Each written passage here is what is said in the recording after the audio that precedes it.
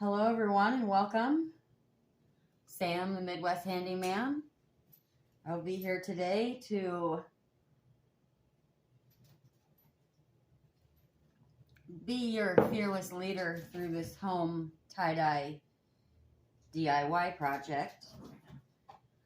Troop Beverly Hills, you will be in good hands, I assure you. So, enough of the sarcasm, right?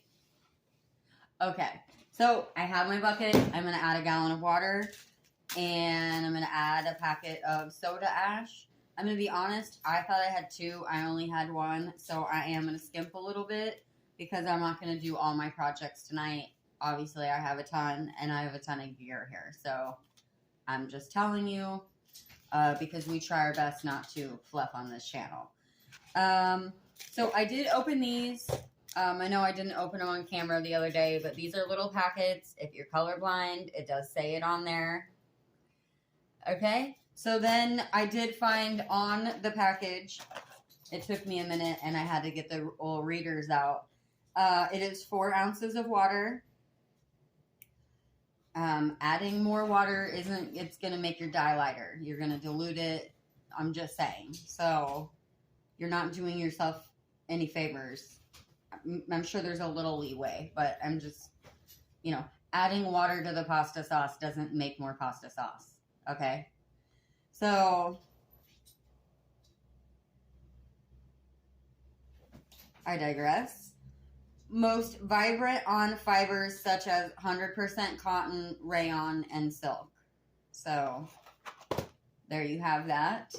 Again, if you saw the last video in all its glory, I had some vintage sweater material that I tried to dye.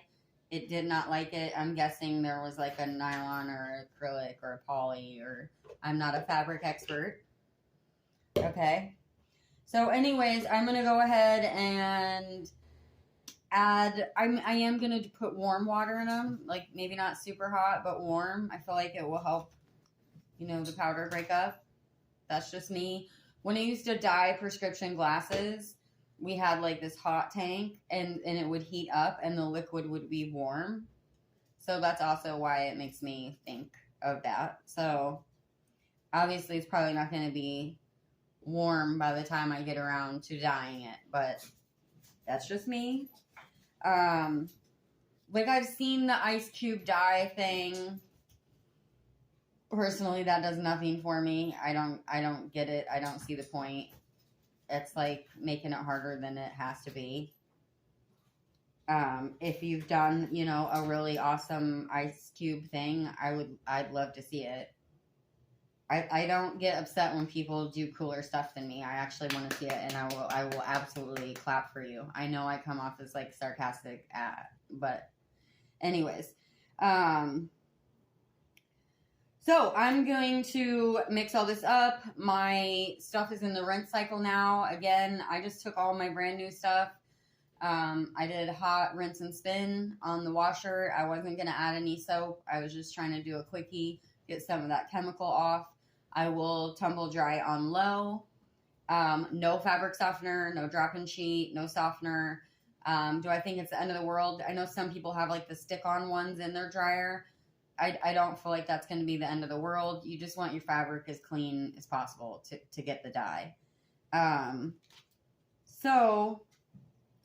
I wonder if that's what something to do with the soda ash is it says it makes it brighter, but I almost think it's actually just to help get stuff off of the shirt.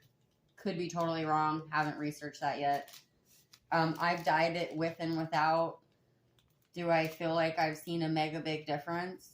No, they're probably just getting this for $3 more. Okay, so this will be my clean pan. I know I put the dye in there, but they're unopened. This will be my clean pan. I'll rinse it again just because I threw that bottle in there. It looks like there was probably powder on the outside of the packet, and now it has gotten on my thing. So you do want it white.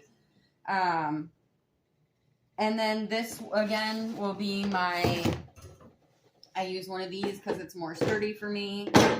And I've got animals running around.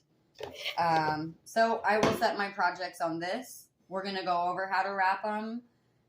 If you're not getting the rinse in this video, it'll be up the next day or later in the day. We'll see how long each of these take. So I may do them separate because I'm going to get into the heart. We'll probably do the heart and the star. We'll see how they go. We're going to do a couple things I've never done before. And then upcoming in a couple weeks, because I don't want to tie-dye like every day of the week as much as I do love it. I want to do this. I want to attempt to do a skull, and I want to attempt to maybe do like the bear or something else. So we'll get into more detailed stuff. Like some of the stuff I'm learning along with you, kind of. So it'll be trial and error, but I've tie-dyed a whole bunch already. So now for me, I'm like ready to get into the big boy stuff. But since I made this channel and we're doing tutorials, that's why I'm kind of starting everything basic.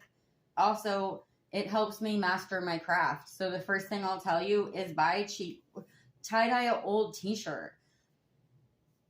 I'll have to dig it out and see if I can find it. It was like a baseball shirt and it had a black screen print skull on it. And I think it had like 2 white stripes on it. It was from Walmart like 10 years ago. Well, I got an oil stain on it working on my car piece of equipment. And I was like, man, that was like my favorite shirt. So I was like, I'm going to see what happens. And I tie-dyed it. Managed to miss the oil spot. Still my favorite shirt. So I'll have to dig that out. So I always recommend, like, I know I'm getting off topic, like the plant hangers and stuff. The first time I started doing them, I bought cheap string. I went to the thrift shop and bought this big roll of cheap thin twine, and I practiced with that on a couple before I jumped in and bought the $8 and $10 cord, or same thing with the t-shirts, you know. I have a really high-end outfit somewhere that is brand new with the tags, of course bought on clearance, but it is like the bell bottom of bell bottoms, white.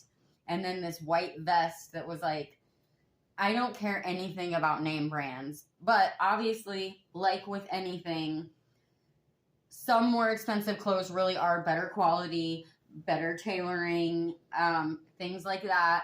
So it was like high-end stuff I got on like low dollars. And I'll have to check the fabric, but I really want to try to tie-dye that bad boy. But I won't even touch it until I like master my craft. So that's just me. I might just leave this video at this, or maybe I'll just do one basic one to go with this, and then I'll do the heart and the other one separate. That way I'm not making you guys like, well, check out the next video, like right at commercial break cutting off. So bear with me. I'm working on camera angles. Like I'm legitimately like doing what I love, but I'm not a, filmographer or whatever the heck you want to call that. Like I was not the drama student.